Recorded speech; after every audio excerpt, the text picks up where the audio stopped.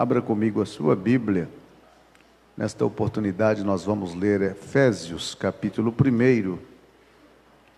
A nossa leitura começa a partir do versículo 15.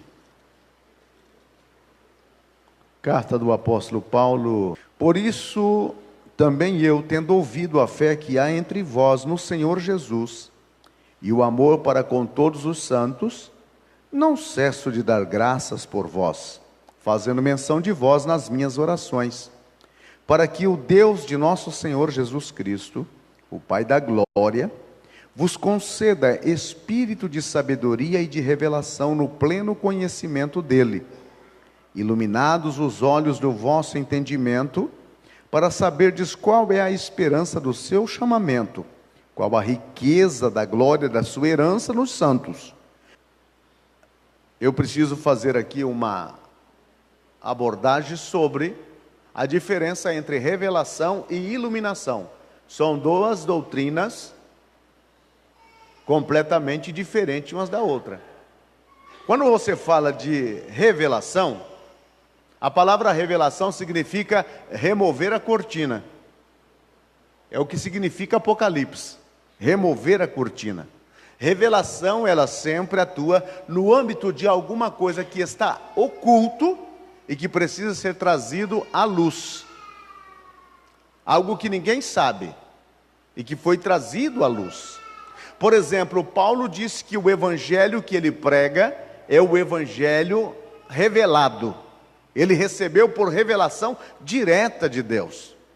E dentre as revelações que Paulo recebeu, que está inclusa no evangelho, está a administração da ceia.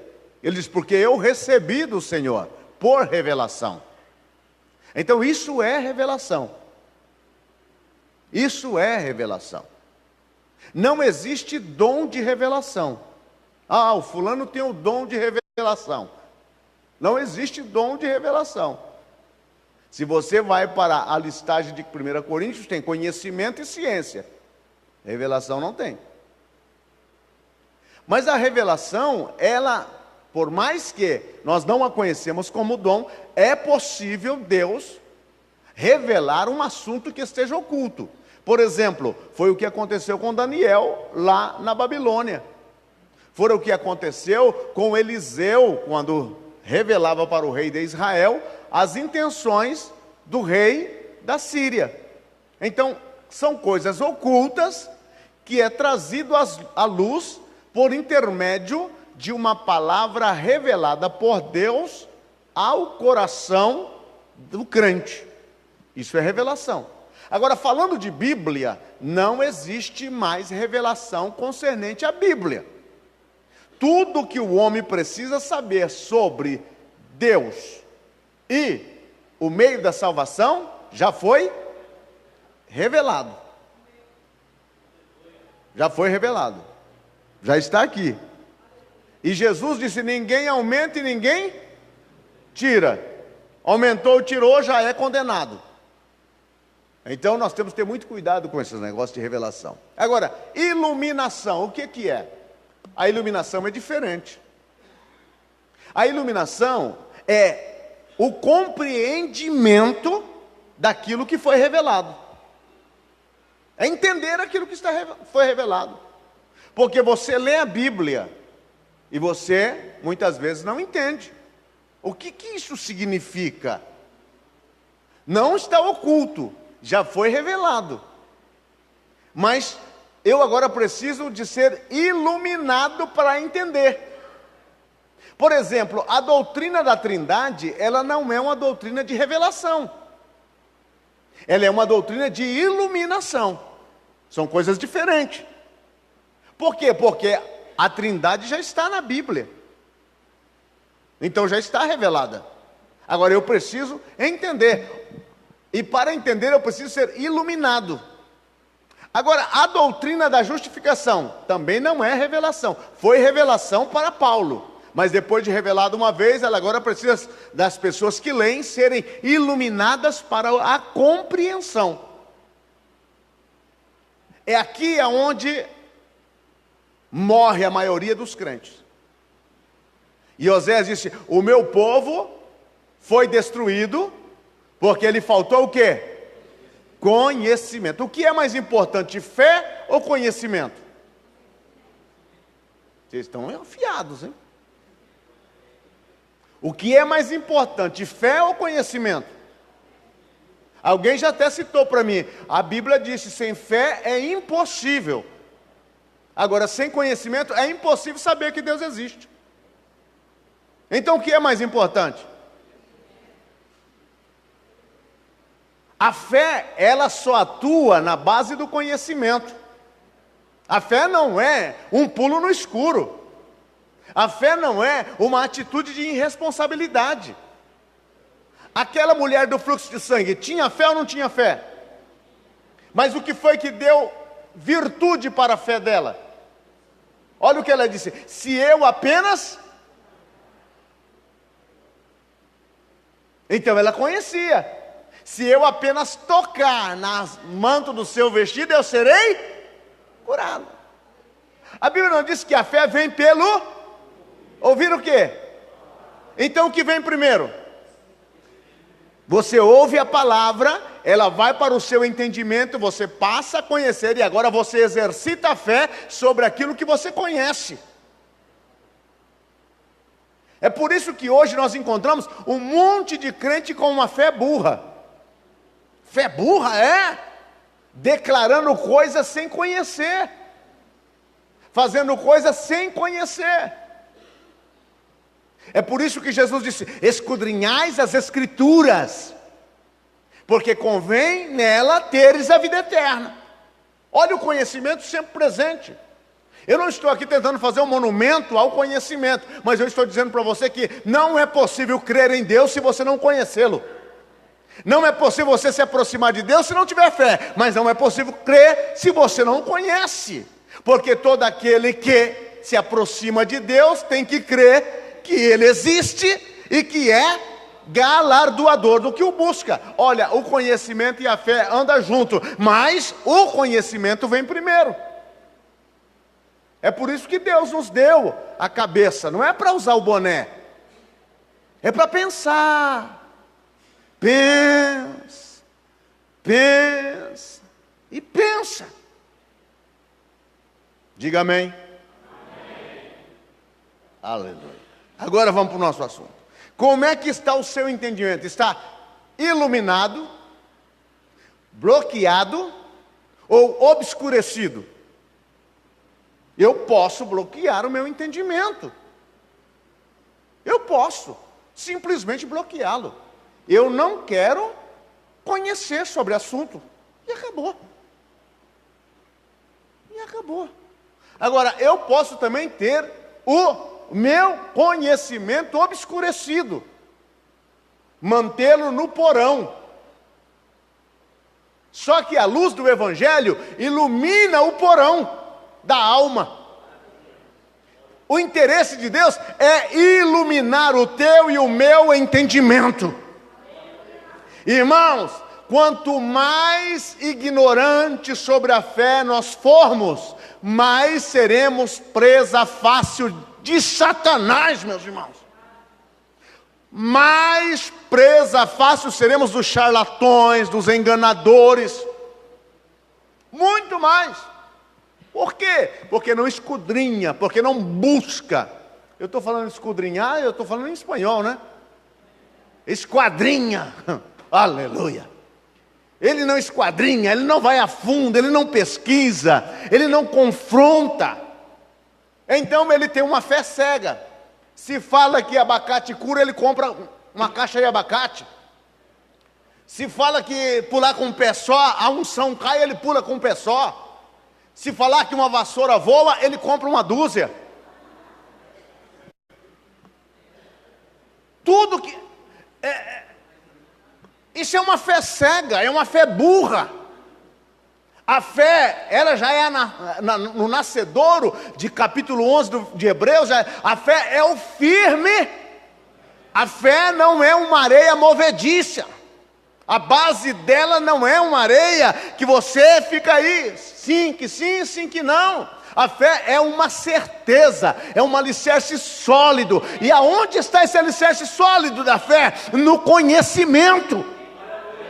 O conhecimento faz com que o terreno da fé opere em um alicerce sólido, permanente. É por isso, meus irmãos, que quando você e eu lemos o livro de Jó, a gente tira o chapéu para Jó. Por quê? Porque ele conhecia o Deus que eu sei em quem tenho crido. Diga glória a Deus, por favor. Aleluia. É por isso, meu querido irmão, que se faz necessário eu e você termos conhecimento daquilo que cremos. Ter conhecimento daquilo que cremos. No Evangelho é muito importante você aprender. E há muitas formas de aprender. Tornando-se um autodidata, aprendendo numa escola, aprendendo na igreja, aprendendo com outros. É muito fácil aprender. Mas é mais importante que na hora de aprender, do seu aprendizado, você saber o que você está realmente aprendendo. O que realmente você está aprendendo. Nem todo mundo que diz glória a Deus é de Deus, irmão. Nem toda igreja que leva o nome de Assembleia de Deus pertence à Assembleia de Deus de Deus. Você precisa conhecer realmente, porque é questão de vida ou morte, de salvação ou perdição. Tem muitas pessoas sinceras e honestas, mas ignorando o conhecimento, metido em qualquer ranchinho de profeta. E estão lá. É lamentável, mas esta é a situação hoje. E com a proliferação desses movimentos que aparecem, que querem manter mais as pessoas na ignorância, porque uma pessoa sem conhecimento é fácil de manobrá-la. Mas uma pessoa que tem conhecimento, ela pensa por si. Ter conhecimento significa pensar-se por si mesmo. Não é ser levado não é como disse Paulo, levado por todo o vento de doutrina. Paulo lutou com a igreja de Éfeso. Por quê? Quando Paulo chega em Éfeso, a pergunta dele é: recebeste o Espírito Santo quando creste? Qual foi a resposta? Nem sabemos. Eles eram o quê? Ignorantes, concernente ao Espírito Santo. E Paulo então falou a eles do Espírito Santo, e depois colocou as mãos sobre eles, e eles receberam. Então o conhecimento veio primeiro. Outro grande problema que havia em Éfeso era a questão de duas formas que o povo ali vivia. Primeiro, eles eram adoradores de Diana. Segundo a mitologia, a imagem de Diana tinha vindo de Júpiter. E havia na cidade até o sindicato dos metalúrgicos fabricadores dos templos de Diana. Eram aquelas miniaturazinhas. E daquilo eles vendiam. E naquela cidade tinha Demétrios, que era o camarada lá da CUT. Ele era o chefe do sindicato. Ele cuidava de tudo. E quando Paulo chega e começa a pregar o Evangelho, o povo pega os livros e pega a Santa Diana e joga fora. Houve um avivamento grande na cidade. Paulo foi perseguido por isso, mas Paulo não deixou de pregar o Evangelho ali. Outra questão que havia, uma festa ao deus Dionísio. Que deus Dionísio é isso? É conhecido popularmente como o deus Baco, o deus do vinho. Toda a festa lá era regada a vinho. Toda a festa de carnaval no Brasil é o quê? Regada a quê? Então não preciso falar mais nada, né? Você não vê ninguém lá tomando água com açúcar. Toda a festa pagã, mundana, é regada com bebidas alcoólicas. Todas elas. Todas elas. E você vai ver que as mensagens atrás das bebidas alcoólicas sempre é uma, né? 51, boa ideia. Velho barreiro, até a garrafa é coisa fina. Conhaque Dreyer. Sempre o slogan é bonito. Skol, aqui desce redonda. Brahma, número 1. Notou? Esta é a questão. Em Efésios havia uma celebração ao deus Baco, e eles encharcavam a cara, e Paulo escreveu: não vos embriagueis com vinho em que há contenda, mas enchei-vos do Espírito Santo. Pela falta de conhecimento, irmãos, os crentes faziam qualquer loucura. Agora Paulo, aqui na abertura da sua carta, irmãos, este capítulo 1 de Efésios é tremendo. Capítulo 1 de Efésios é tremendo. Toda vez que eu leio este capítulo 1, eu faço uma mensagem. Eu tenho mais ou menos umas 30 a 40 mensagens só do capítulo 1 de Efésios. Este capítulo 1 é aquele capítulo, meu irmão, de abertura de uma grandiosidade impressionante. No capítulo 1, a partir do versículo 15, Paulo vai falar sobre de entendimento iluminado. A oração de Paulo. Ele faz destaques de algumas virtudes, fé, amor, que havia na igreja.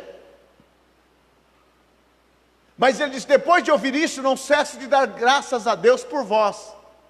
Dobro o meu joelho e invoco o nome do Pai das luzes, Pai de todos, para que vos dê entendimento e sabedoria.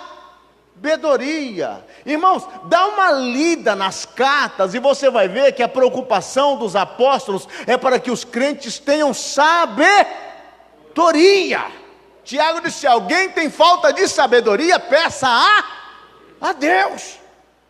Porque a ausência da sabedoria, a ausência do entendimento, a ausência do conhecimento é um terreno fértil para uma destruição de vida e de igreja. Paulo então faz esta oração. Na sua vida terrena, o crente não compreenderá totalmente o significado e a aplicação de todas as verdades da eleição, da redenção, do perdão, dos mistérios, dos propósitos de Deus. Você vai viver todo o tempo da sua vida nessa terra e você não vai conhecer a fundo, mas você precisa conhecer o necessário. Você não precisa conhecer nas minúcias, mas o necessário você precisa. Você entra num avião, por exemplo, a auxiliar de voo, ela para lá na frente e começa a dar algumas explicações. Senhores passageiros, nosso voo de São Paulo a Manaus tem um período de voo de 3 horas e meia. Em caso de descompressorização da cabine, máscara de gás cairá automaticamente, coloque sobre o seu papai, e vai dando as explicações. Só que quando o avião cai, não dá tempo de nada.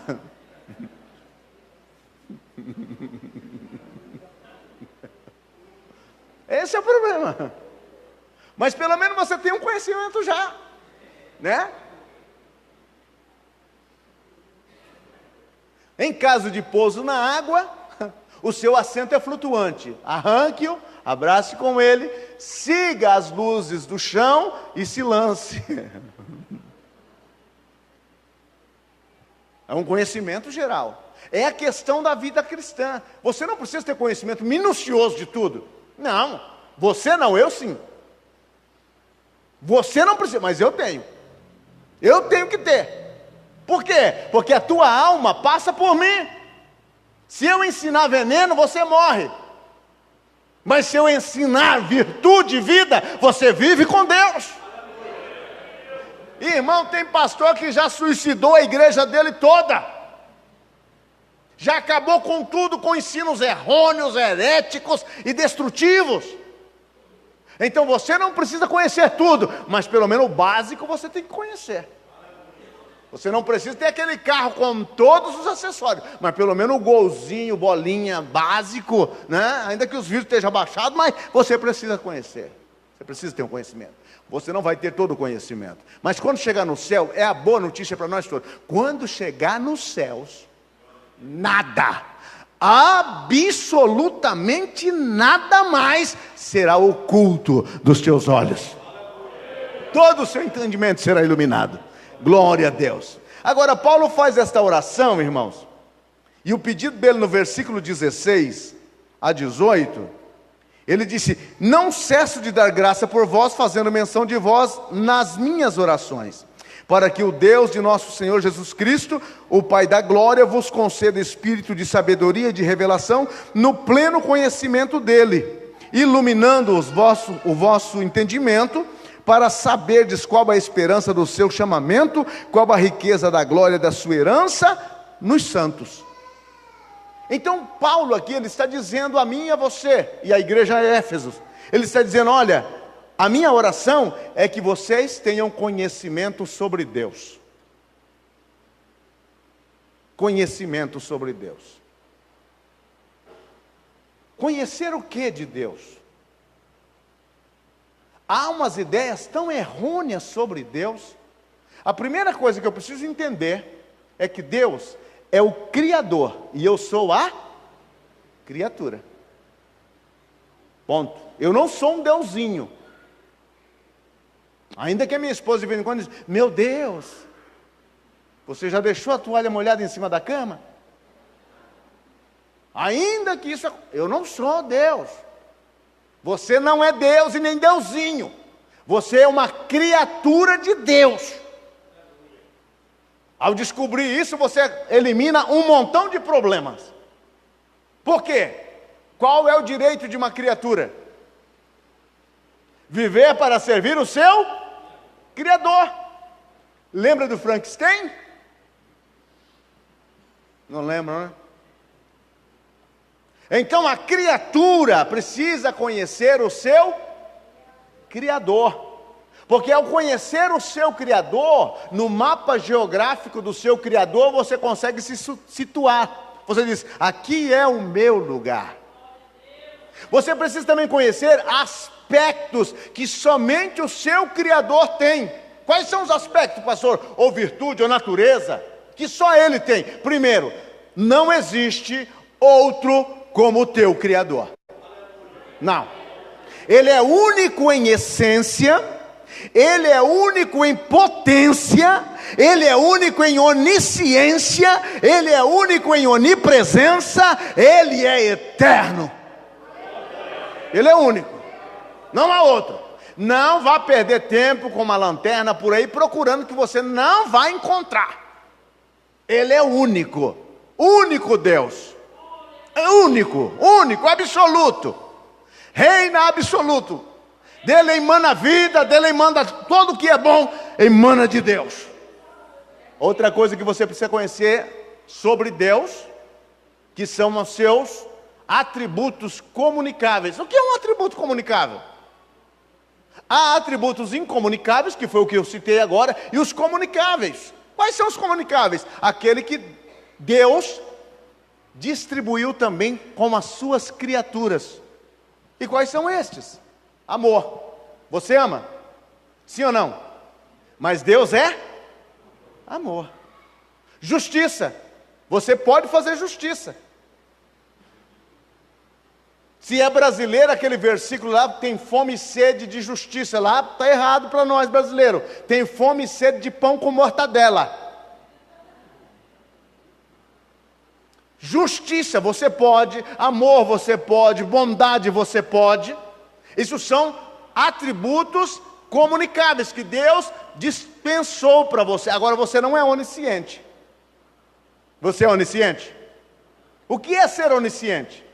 É saber tudo, é o sabichão. Você não é. Você não é onipresente. Você não pode estar em todos os lugares ao mesmo tempo. Você não pode. E Deus está em todos os lugares ao mesmo tempo. E todos os lugares estão diante de Deus ao mesmo tempo. Você não é onipotente. Você tem todo o poder? Nem o He-Man com a espada gritando eu tenho a força pode dizer isso. O único que tem todo o poder, ele disse: é-me dado todo o poder nos céus e na terra. Oh glória! Então conhecer isso do seu Deus, Ele é seu. Aprendemos que o conhecimento é muito importante, porque nos dá sabedoria à nossa fé. Quando você passa a ter conhecimento do seu Deus, você não emprega a tua fé em coisas vãs. Até a mensagem que você ouve, você já começa ali a fazer aquele análise, eu não posso acreditar nessa palavra. Olha uma diferença muito grande entre um crente que se preocupa em conhecer as coisas, com um crente que quer comer com a mão dos outros. O pregador falou. Crente que vive dizendo que o pregador falou, é aquele crente nanico, raquítico, que vive comendo pela mão dos outros. O crente que realmente quer conhecer o seu Criador, ele disse, a Bíblia falou. Está escrito na Bíblia, eu li na Bíblia, eu estudei na Bíblia, eu dissequei da Bíblia. É diferente, meu irmão. Pergunta ao seu irmão, que tipo de crente você é?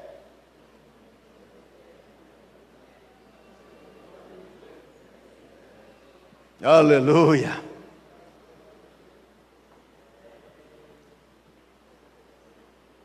O cristão é capaz de compreender as verdades espirituais e aplicar na sua vida. Você é capaz de conhecer, meu irmão. Aquilo que Deus quer que você conheça está aqui, ó. Deuteronômio capítulo 28, versículo 28 diz, as coisas reveladas são para nós e os nossos filhos, mas as ocultas é para Deus. Então o que está revelado é o desejo que Deus conhece. Agora não adianta ficar perguntando a mãe de Deus, o pai de Deus, porque Deus não tem mãe, Deus não tem pai. Pastor, será que Deus tem olho? Pastor, como é que é o cabelo de Deus? Qual é a tinta do cabelo que ele usa?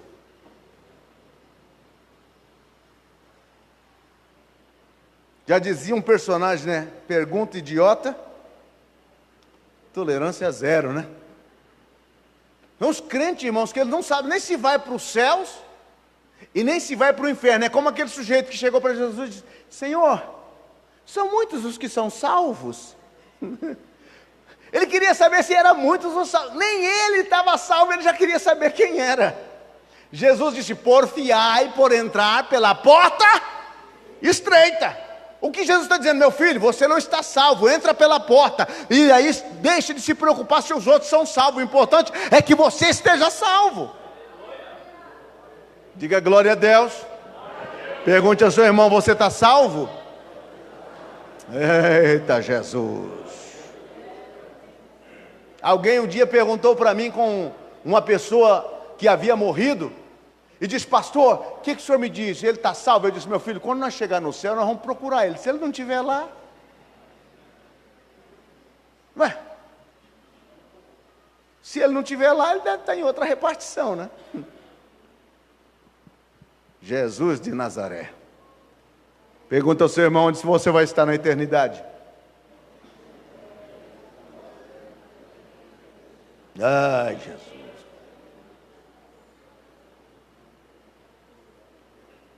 Tudo aquilo que você precisa saber de Deus e da sua salvação foi revelado neste livro.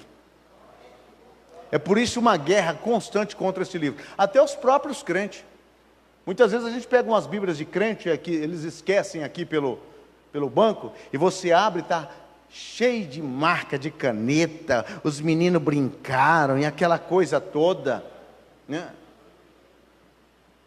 E esses dias atrás encontraram uma Bíblia de uma irmã que tinha até o endereço da cabeleireira da quinta-feira. E ela escreveu lá na Bíblia. É que Deus é justiça também, né, irmão? Mas Ele é amor. Aleluia. Segundo, entendimento iluminado. Conhecimento da esperança.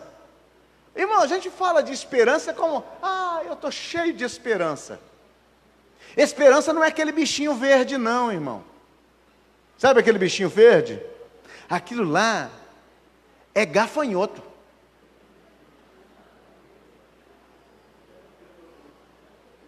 Aquilo não é esperança. A cor verde, irmãos, não é esperança. A cor verde é do Palmeiras.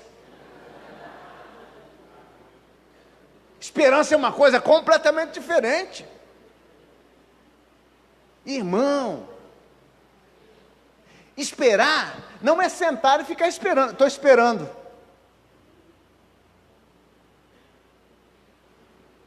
Na questão do esperar, é o verbo esperançar. O que é esperançar? Eu estou esperando conseguir um trabalho, mas eu não fico esperando deitado na rede.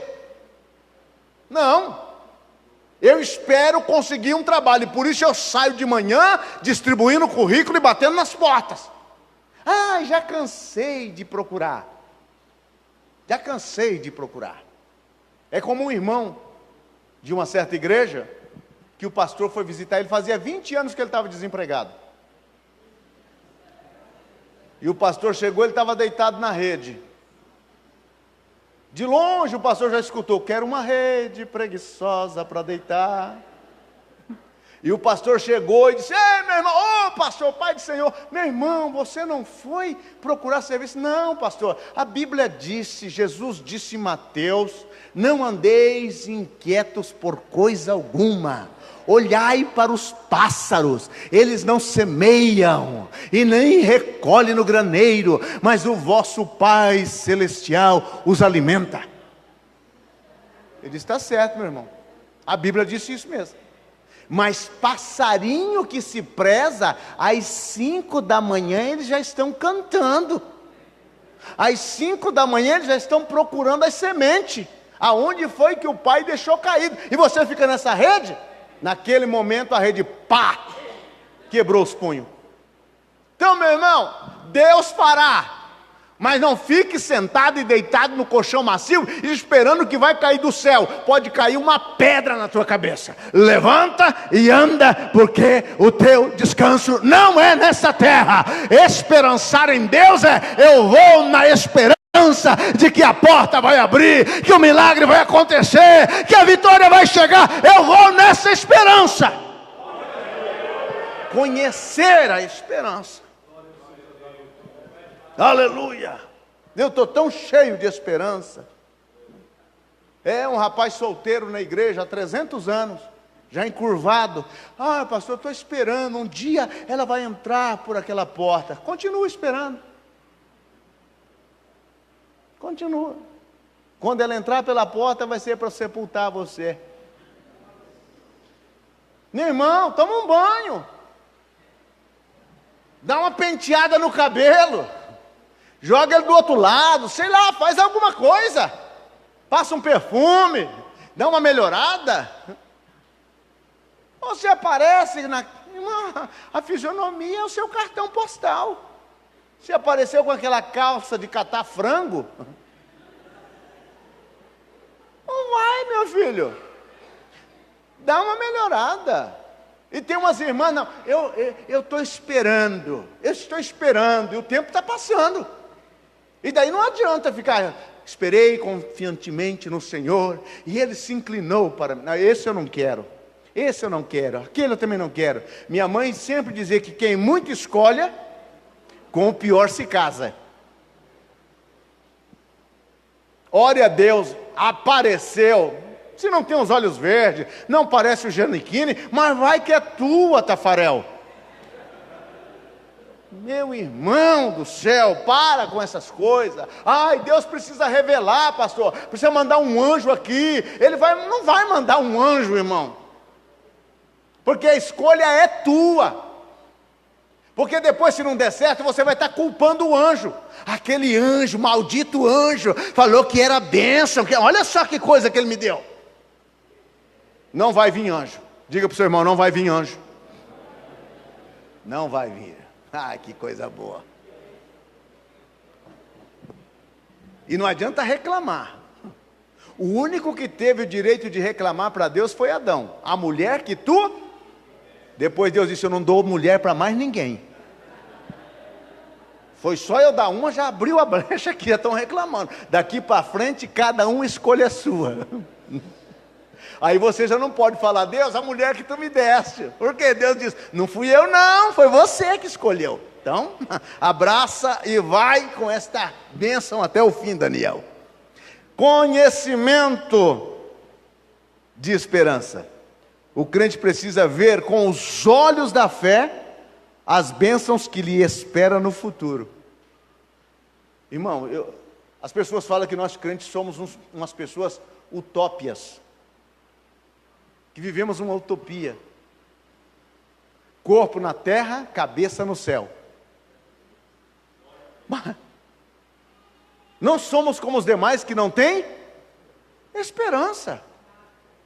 Irmão, eu tenho tanta esperança de que eu vou para Nova Jerusalém, que eu já me vi andando naquelas ruas de ouro. Eu já me vi cantando naquele coral. Aleluia.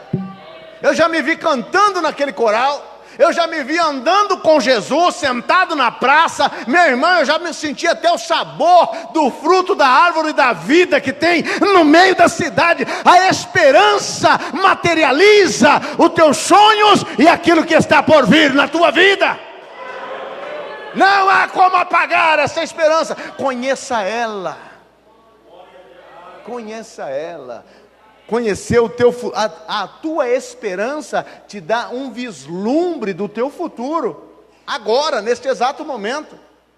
Você pode estar na maior dificuldade, mas quando você levanta de manhã, dá aquela olhada no espelho, você sente lá dentro dizendo: hoje a minha situação é essa, mas amanhã, em ruas de ouro, eu estarei caminhando.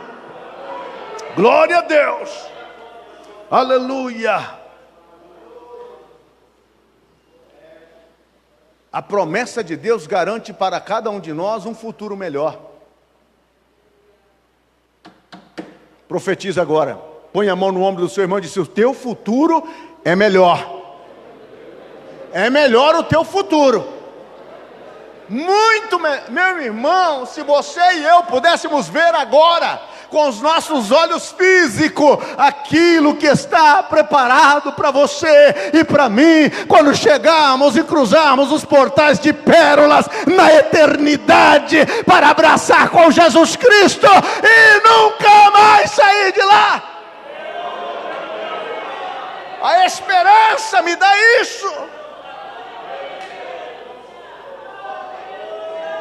Ela me faz levantar de manhã, ela me faz chorar, ela me faz batalhar, ela me faz brigar. A esperança disse: não desiste, continua, ainda não chegou, teu futuro está próximo. Breve a trombeta vai soar e os mortos em Cristo ressuscitarão para uma viva e eterna vida nos céus. Glória a Deus. Aleluia.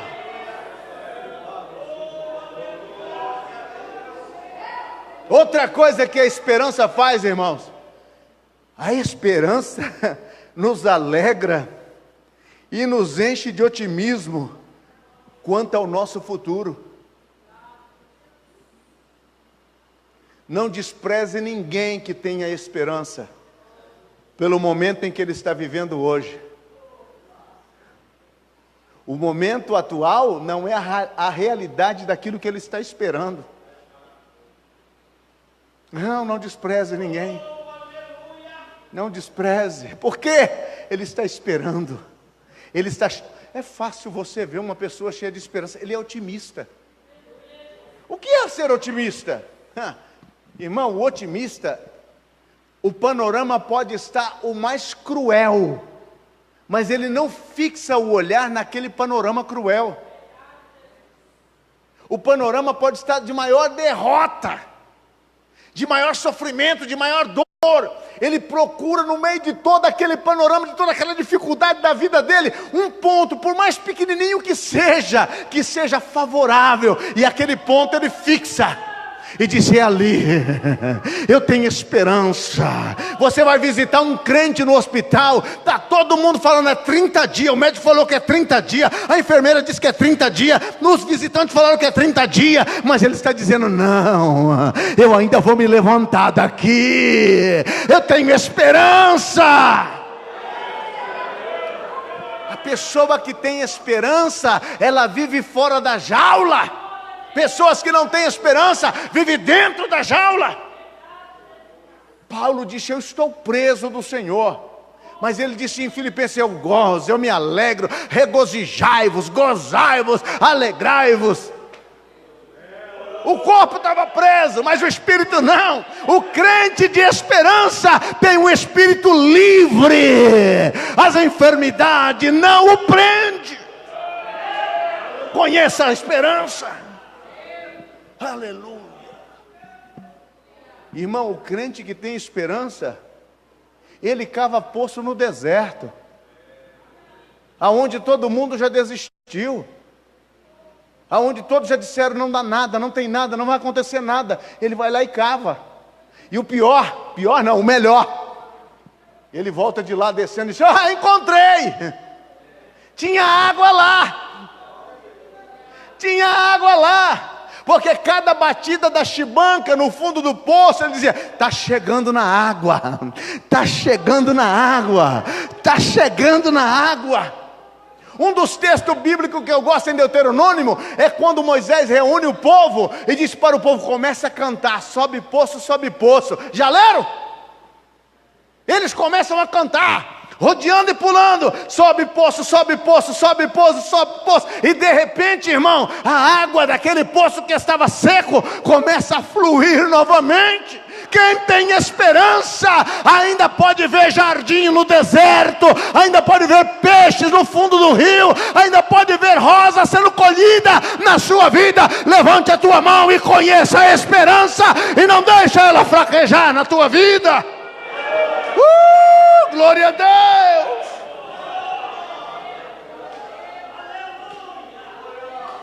Aleluia. Agora Paulo fala do conhecimento de outra coisa. Ele fala conhecimento da herança. Olha o versículo de número 18. Ele diz assim: iluminando os olhos do vosso entendimento, para saberdes qual é a esperança do seu chamamento, qual a riqueza da glória da sua herança nos santos. Irmãos, Paulo não está falando da minha herança, não. Aqui Paulo está invertendo a figura. Ele está falando da herança de Deus na terra. Você é a herança de Deus. Ah não, você não pegou nada. Você é a herança de Deus. O que é isso, pastor? Irmão, você não foi comprado? Vamos fazer o seguinte: você comprou uma casa, tá certo? Comprou aquela casa. O dia que você for para o outro lado da vida, aquela casa vai ficar de herança para os seus filhos, não é assim? Você não foi comprado por Deus? O único problema é que Deus não morre. Não é problema, é virtude. Você é filho de um pai que não morre. Então a herança de Deus será em vida. Você é essa herança.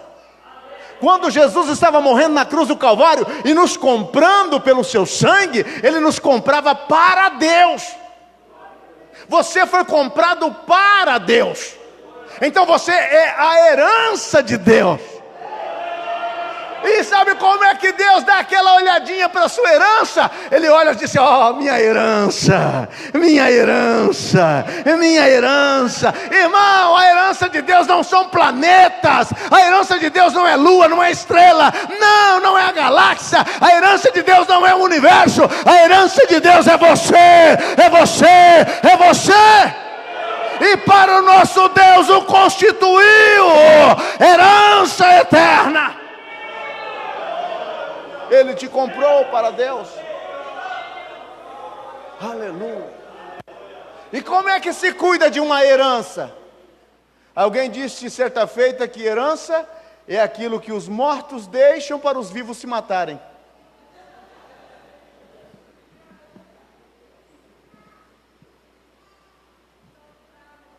Você é herança dele. Deus só tem uma herança nessa terra. Você pensa que Deus está preocupado com os carros mais sofisticados que saiam?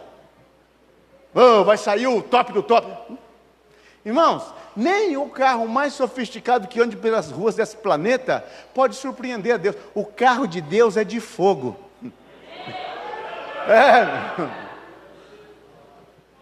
Você vê que a Google está lutando para fazer um carro sem motorista. E o que levou Elias não tinha motorista não, irmão. E tem mais um, encolheu as rodas e subiu. E foi embora. Nada surpreende o teu Deus. Deus não está preocupado, irmão, quem vai ganhar a eleição no Brasil. Não, Deus não está preocupado com isso. Isso é coisa nossa. Mas sabe de uma coisa? A igreja sim, Deus está com o coração sobre ela, porque é a herança de Deus na terra. Olha a importância tua. Deus te guarda como as meninas dos olhos. Olha a importância tua, você está introduzido dentro do coração de Deus. Olha a importância tua, a tua vida está escondida em Cristo Jesus. Olha a importância tua, o nome de Deus está sobre você. Você é herança de Deus na terra. Aleluia! Conhecimento da nossa herança. Agora nós tanto iremos herdar como Deus irá herdar. Nós iremos ser co-herdeiro com Cristo, enquanto Deus será aquele que herdou todos nós. Eu não sei se ele fez um bom negócio, mas nós somos herança dele. Ele que nos escolheu. Ele nos escolheu, aliás, ele escolheu todos. Mas eu não sei, naquela noite que você foi ao culto, até sem vontade, e que alguém falou, quer aceitar Jesus como Salvador? E você não levantou nem a mão toda, só meia mão. E Deus teve misericórdia de você.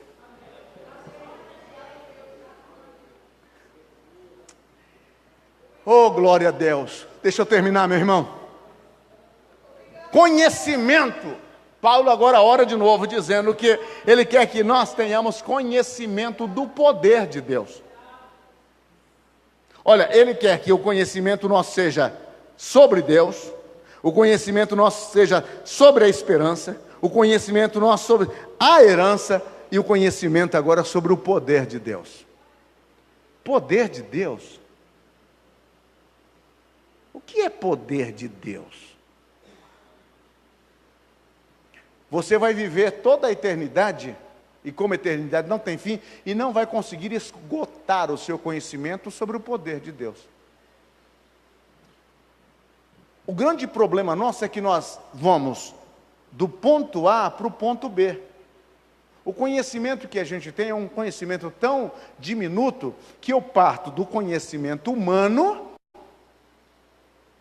e vou em direção ao outro conhecimento humano, que é o que está revelado. Agora imagine, o que está revelado sobre o poder de Deus é grandioso, sim ou não? Dá uma lida em Gênesis 1 para você ver se é grandioso ou não. E disse Deus, haja luz. E acendeu a luz e nunca apagou. Nem a CPFL consegue desligar. Haja expansão. Junte-se as águas na expansão e a água se junte na terra e apareça a porção seca. E assim se fez. Irmão, para fazer uma casinha de 2 cômodos, você soa, você se mata. E Deus disse, haja. E houve. E o escritor de Hebreus disse, pela fé entendemos que o universo foi criado por Deus. Ele fez, com a voz de mando.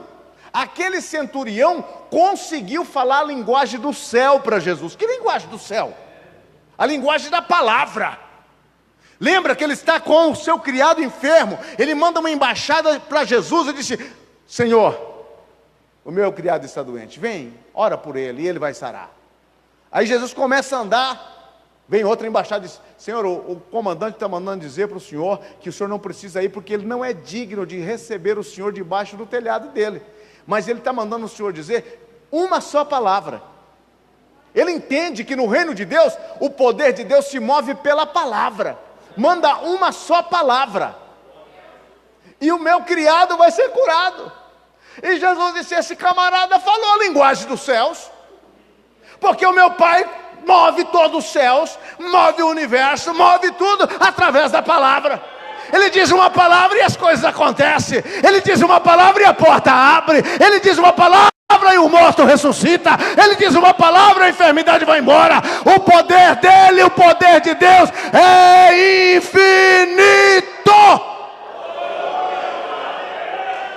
O que é que eu conheço do poder de Deus? Irmão, eu não conheço nada. O meu conhecimento do poder de Deus é menos do que um fagulho de um binga. Não é nada mais do que isso. Eu conheço só o que está revelado. Só o que está revelado. E só o que está revelado é assustador.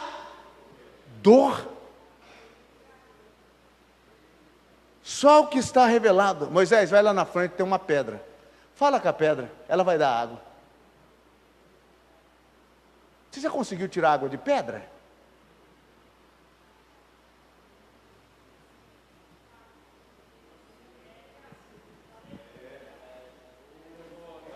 Josué, manda o pessoal ir na frente. Quando eles pisarem na água, o Jordão vai parar lá em cima. Um rio que desce, irmão, é quase que impossível, estou dizendo quase que impossível ele parar. Ele parar lá em cima, ele não para. Porque precisa ter uma represa. Uma represa bem alta para ir acumulando a água. Não é assim que eles fazem as hidrelétricas? Criam aquela bacia grande no rio, levanta uma terraplanagem e depois então a água se estoca toda ali. Na época de Josué não tinha nada desses equipamentos, mas o Jordão parou lá em cima. Deus colocou um limite e disse: ó Jordão, quando você chegar nessa marca aqui, as suas águas começam a levantar. As suas águas vão se levantar, daqui para lá você não passa. E ai do Jordão se desobedecesse. Irmãos, ele fala com a água. Ele fala com o vento. O que foi que Jesus falou para o vento? O que foi que Jesus falou para o vento? O irmão disse: eu não sei, eu não falo ventanês. O que foi que Jesus falou para o vento? Cala-te. O que foi que Jesus falou para a água? Aquieta-te. Se você chegar na beira d'água e dizer aquieta-te, ela continua movendo. Se você pegar o vento e começar a soprar no seu lado, cala, ele continua soprando. Mas quando Deus disse cala, aí diz: opa! Engoliu o vento, meu irmão. Quando Deus disse para a água aquieta-te, a água imediatamente, a Bíblia diz, se fez bonança. Ele fala, ele fala, e quando ele fala, o seu poder acompanha. Lembra de Pedro pescando? Pedro lançou a rede a noite toda e não conseguiu pegar nada. Jesus deu um sermão e depois disse para eles: agora lança a rede no mar. Ele disse: Senhor, temos trabalhado a noite toda, não apanhamos nada, mas segundo a tua palavra nós vamos. Segundo a tua? O que fez Jesus? Irmão, os peixes é de Jesus. Eles falaram: olha, o Pedro vai jogar a rede aqui do lado direito, vocês ficam todos aí, ninguém foge. Mas nem o fujão quis fugir, todos eles ficaram lá. Ele jogou a rede e apanhou. O peixe do Jonas, lembra do peixe de Jonas? Deus falou para aquele peixe: olha, vou jogar um profeta ruim na água e você vai engolir ele. O bichinho será tão ruim que não vai diluir. E o peixe engoliu ele. E depois jogou. E depois a Bíblia diz: e Deus falou com o peixe, e o peixe, ele fala com o peixe. Ele fala até com o pernilongo, meu irmão. Aí você olha para mim: por que ele não fala para ele fora lá de casa? Esse pernilongo está cantando no seu ouvido para você levantar e orar. Levante e ora, meu irmão, levante e ora, senão o pernilongo vai picar, e se for da zica, vai ficar zicado. Aleluia. O poder de Deus ressuscitando Jesus. Irmão, a ressurreição, meu Deus do céu, aquele relógio. O poder de Deus poderia, graças a Deus que no reino de Deus não tem relógio, não é medido por tempo. O tempo é só esse espaço que Deus criou para nós hoje, depois não vai ter mais. E eu vou pedir para pregar, que eu quero pregar pelo menos uma eternidade, sem parar. Aleluia. Poder de Deus na ressurreição de Jesus. Irmão, a ressurreição de Jesus é diferente em todos os aspectos. Por quê? Porque não foi a ressurreição para a continuidade da vida normal e natural.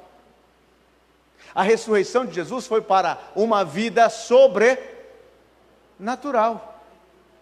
O corpo que Jesus ressuscitou, lembra? Era o mesmo.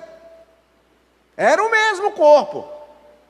Não vá nessa conversa do pessoal TJ que disse que ele tinha um corpo guardado naquele sepulcro lá e na hora ele pulou de corpo. Era o mesmo corpo. Ele disse para Tomé: toca aqui, toca aqui. Chegou na sala, ele estava comendo, ele comeu na frente deles. Mas aquele corpo atravessa parede, atravessa telhado, viaja na velocidade do pensamento.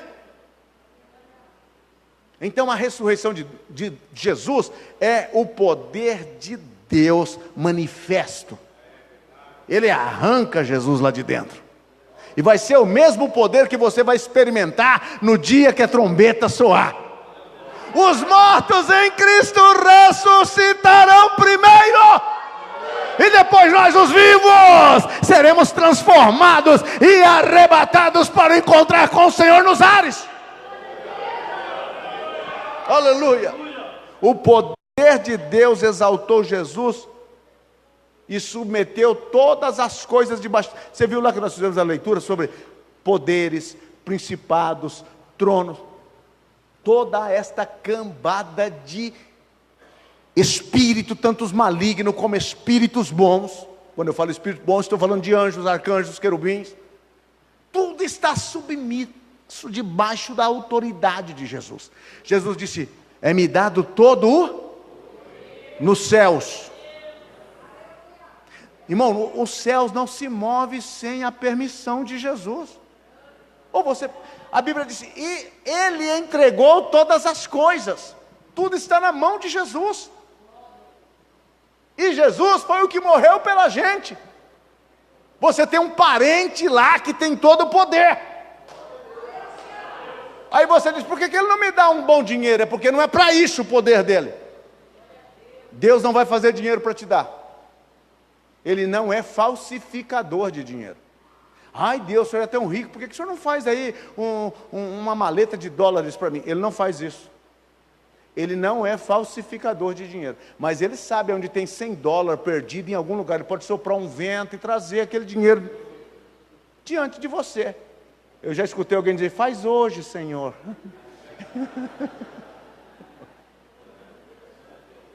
Faz agora. Irmão, Ele não vai fazer uma outra pedra preciosa, não, mas Ele pode te orientar onde tem uma. Onde tem uma. Ele pode, Ele é Deus.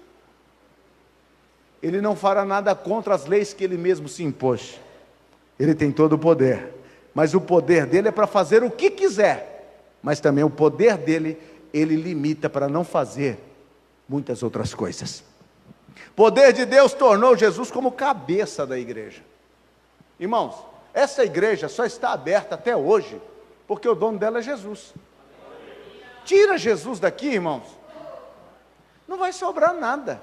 Sabe o que faz você sair da sua casa terça, quinta, domingo, escola dominical, ensaio do coral, ensaio da Ufadá, ensaio das irmãs, ensaio da banda, e mais aquilo outro, e mais...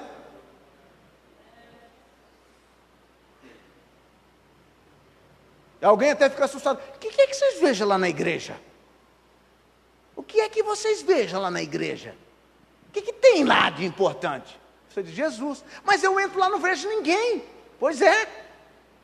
É aí que está o grande barato. Você vem aqui, você não vê Jesus, mas você sente Ele. Glória a Deus, fique em pé, meu irmão.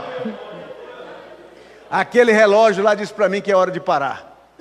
Curve a sua cabeça, feche os seus olhos. Espírito Santo, nesta noite, em nome de Jesus, eu te peço que venha iluminar o nosso entendimento, para que possamos compreender com claridade aquilo que Tu tens para as nossas vidas.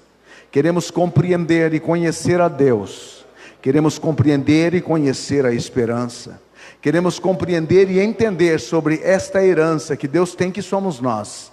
Queremos entender e conhecer o poder de Deus, e não somente conhecer, queremos experimentar. Conhecimento experimental, Senhor. Nós queremos experimentar a Tua graça, a Tua bondade, o Teu poder, cada dia. Obrigado, Senhor, pelo Teu grande amor. Obrigado pelo Teu carinho, pela Tua bondade. Obrigado por ter nos escolhido, Senhor. Obrigado por ter nos salvado na cruz do Calvário. Obrigado, obrigado, Senhor. Oh, Sharabakama Namash. Oh, glória a Deus, aleluia. Obrigado, Senhor. Obrigado, Senhor. Obrigado por estar aqui nesta noite. Obrigado por estar ouvindo a Tua palavra aqui nesta noite. Oh, obrigado, Senhor.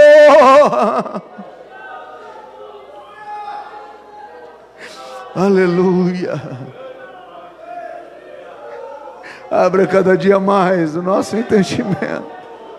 Andarabashuri andarai. Solta, meu irmão. Solta esse glória a Deus que está engasgado aí. Solta. Solta esse glória a Deus, porque você precisa entender para sempre de que Deus tem o coração dele apegado em você. Aleluia.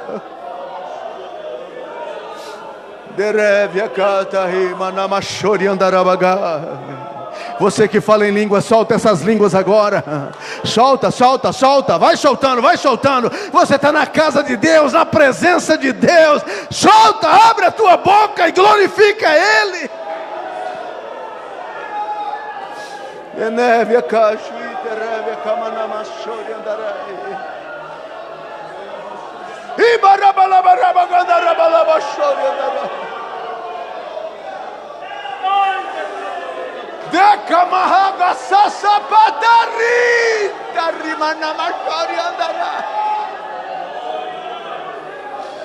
Oh, glória a Deus. Oh, glória a Deus. Aleluia. Oh, aleluia. Obrigado. Obrigado.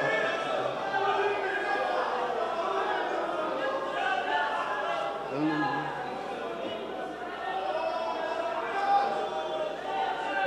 Aleluia. Glória a Deus.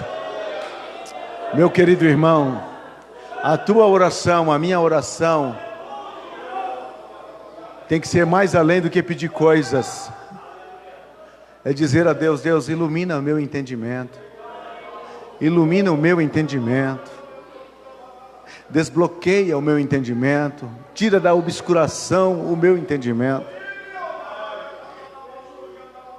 Deus precisa quebrar algo que impede a gente entender aquilo realmente que Ele fez e faz por cada um de nós. Oh, aleluia. Minha alma te alaba Cristo, minha alma te alaba Cristo. Oh, aleluia.